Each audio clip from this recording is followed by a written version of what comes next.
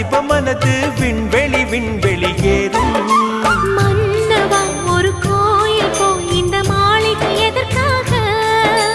தேவியே என் ஜீவனே இந்த ஆலயம் உனக்காக.